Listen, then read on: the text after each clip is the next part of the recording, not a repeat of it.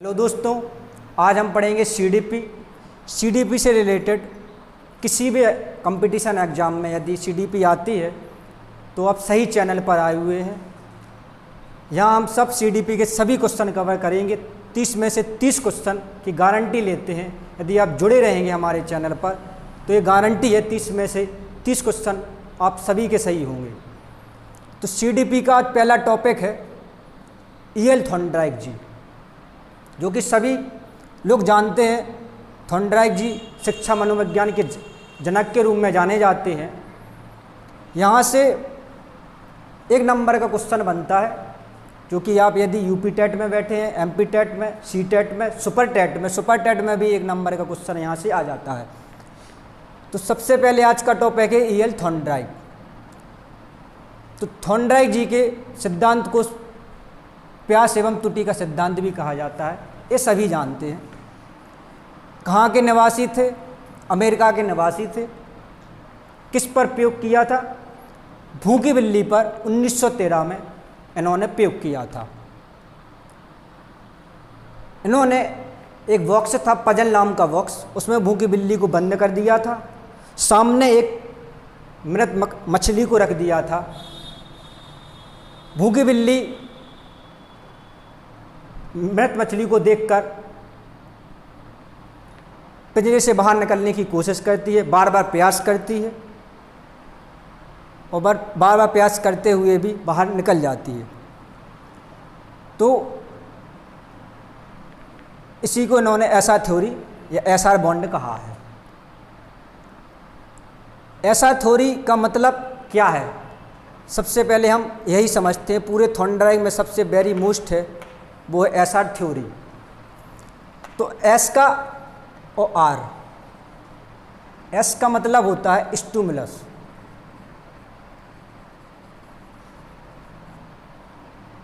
जिसको हिंदी में कहते हैं लक्ष्य। आर का मतलब होता है रिस्पॉन्स, जिसको हिंदी में कहते हैं अनुक्रिया। थॉर्नडाइक जी के अनुसार यदि आपका लक्ष्य है तो उस पर अनुक्रिया जरूर होगी। उद्दीपक को पाने के लिए जो क्रिया करते हैं उसी को ही अनुक्रिया कहते हैं। जैसे कि एक एग्जाम्पल के तौर पर समझते हैं हम सब। जैसे हम टीचर बनना चाहते हैं तो आपका उद्देश्य क्या है, लक्ष्य क्या है? टीचर बनना। तो आप टीचर बनने के लिए जो जो क्रियाएं करेंगे, जो भी अनुक्रियाएं करेंगे, उसको हम रिस्पॉन्स कहेंगे। तो इसी को उन्होंने बताया था। इसके बीच एक एसआर थ्योरी के बीच एक बॉन्ड होना चाहिए। जैसा आपका लक्ष्य है उसी के अकॉर्डिंग आपको अनुक्रिया करनी पड़ेगी, तभी आप अपने लक्ष्य को पा सकते हैं। ठीक, तो एसआर थ्योरी को ही उद्दीपक अनुक्रिया सिद्धांत भी कहा जाता है। बहुत ही मोस्ट है, यहाँ से एक नंबर का क्वेश्चन बन सकता है। दूसरा, इनका मानना था यदि आप बार बार प्रयास करेंगे, जैसे आप बार बार कोशिश करते रहेंगे तो अपने लक्ष्य को प्राप्त कर लेंगे। इसलिए उन्होंने अभ्यास का नियम भी दिया है, इसी में तत्परता का भी नियम दिया है, प्रयास का नियम दिया है। सभी नियम जो कि मुख्य नियम के नाम से जाने जाते हैं, बहुत ही मोस्ट है। उद्दीपक अनुक्रिया का सिद्धांत। चौथा सिद्धांत संबंधवाद का सिद्धांत। उनका मानना ये था कि आपके बीच में, लक्ष्य के बीच में और रिस्पॉन्स है, जो अनुक्रिया हैं, उनके बीच में संबंध होना चाहिए। यदि आपका संबंध होगा तो आप सही समय पर अपने लक्ष्य को प्राप्त कर लेंगे। संयोजनवाद का सिद्धांत भी यही बताता है। आवृत्ति का सिद्धांत को ही अभ्यास का सिद्धांत भी कह सकते हैं। आवृत्ति का मतलब होता है फ्रीक्वेंसी, जो हम बार बार कोशिश करते हैं, किसी भी कार्य को बार बार प्रयास करते हैं, उसको ही आवृत्ति का सिद्धांत कहा गया है। इसके बाद आता है बालू का सिद्धांत। बालू का सिद्धांत इन्होंने बुद्धि में दिया था, जो कि हम नेक्स्ट वीडियो में समझेंगे। इनके उपनाम बहुत ही मोस्ट है जो थॉर्नडाइक जी के हैं। अधिगम का बंद सिद्धांत भी इनका सिद्धांत है। चयन का सिद्धांत, अधिगम का चयन का सिद्धांत, सुख दुख का सिद्धांत, बहुखंड बुद्धि का सिद्धांत, जो कि वेरी मोस्ट है। थॉर्नडाइक जी ने, यहाँ से एक क्वेश्चन और बनता है, थॉर्नडाइक जी ने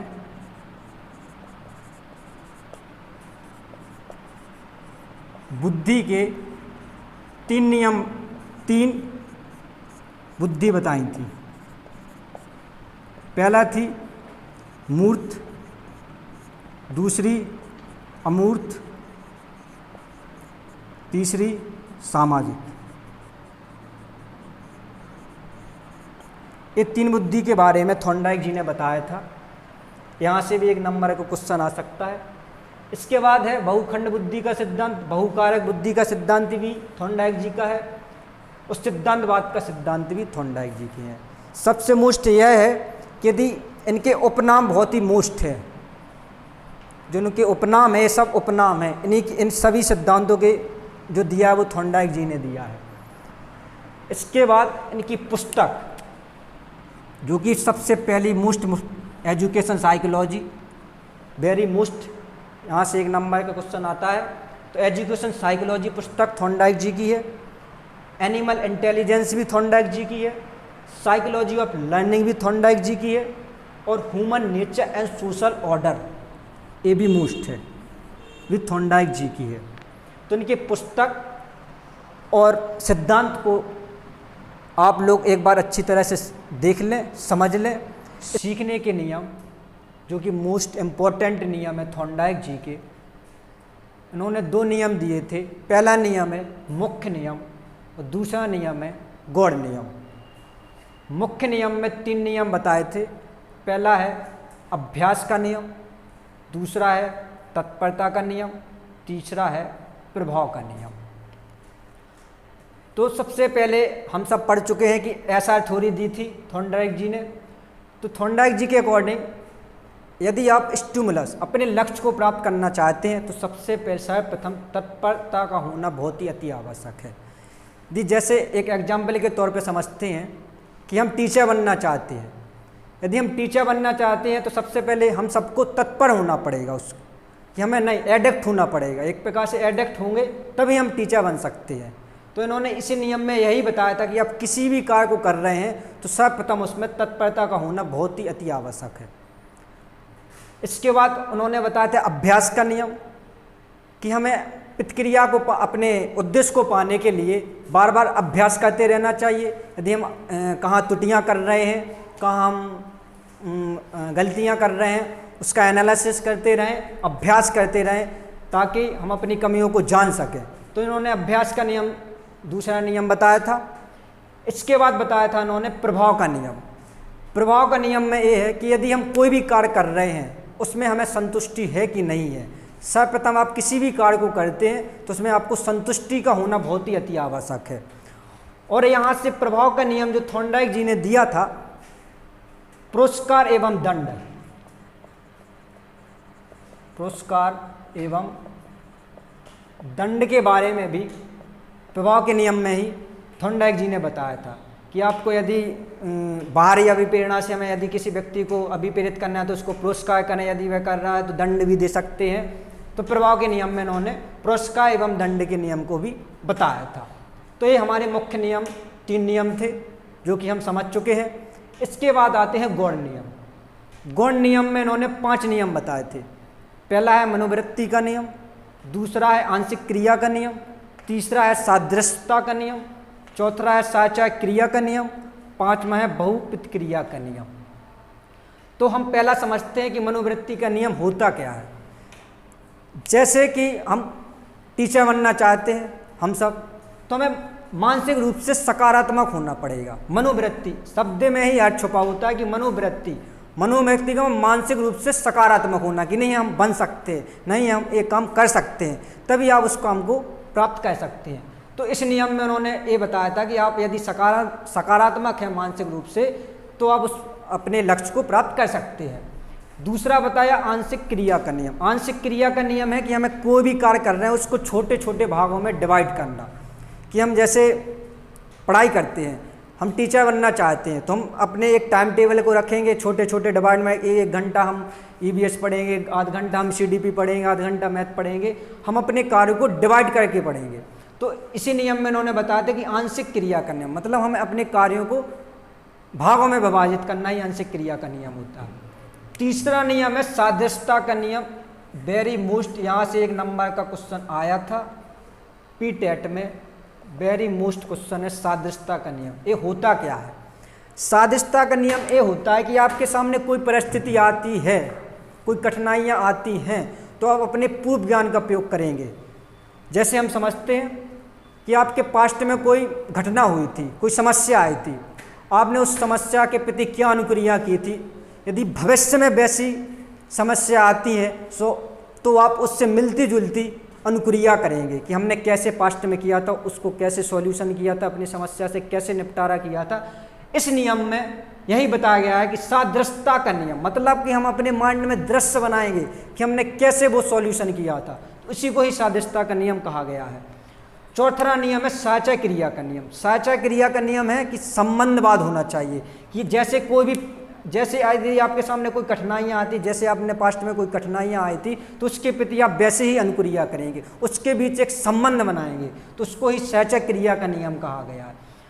इसके बाद है बहुपद क्रिया का नियम। बहुपद क्रिया का नियम बताता है कि हमें बार बार अभ्यास करते रहना चाहिए। जैसा कि अभ्यास का नियम है, उसको हम बार बार प्रयास करते रहें, अभ्यास करते रहें, उसको ही बहुपद क्रिया का नियम कहा गया है।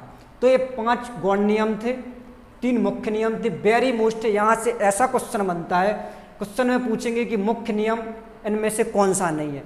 3 ये दे देंगे, 1 गौण नियम दे देंगे, उसमें आपको बताना पड़ेगा कौन सा नियम है कौन सा नहीं है। तो ये वेरी मोस्ट है, इनको आप पढ़ लीजिए। इसके बाद थॉर्नडाइक जी के कुछ कथन है जो कि हम पढ़ते हैं। अर्ध स्वप्न की अवस्था, इन्होंने 3 से 6 वर्ष की अवस्था को अर्ध स्वप्न की अवस्था कहा है।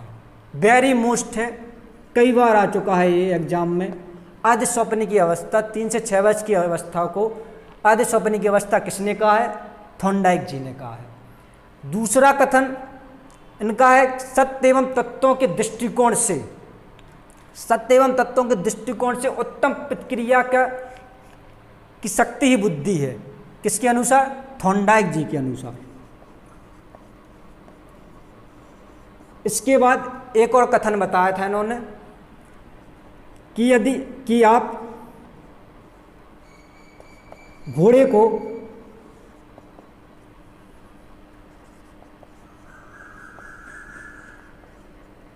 पानी तक ले जा सकते हैं,